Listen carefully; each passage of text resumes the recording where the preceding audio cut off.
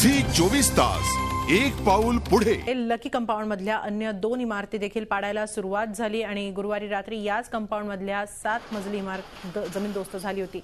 या दुर्घटनेनंतर तब्बल 36 तासांनी महापालिकेला जाग आली आणि त्यांनी अन्य इमारती पाडायला सुरुवात केली। इतर 12 गोडाऊन सुद्धा या परिसरात आहेत आणि ती गोडाऊन्स देखील पाडायला पालिकेने सुरुवात केली आहे।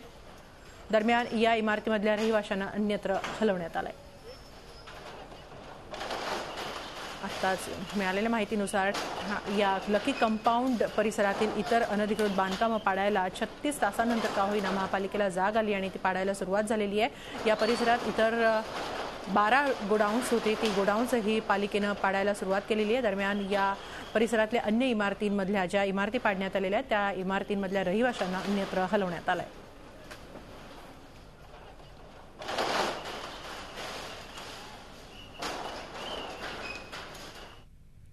झी 24 तास एक पाऊल पुढे।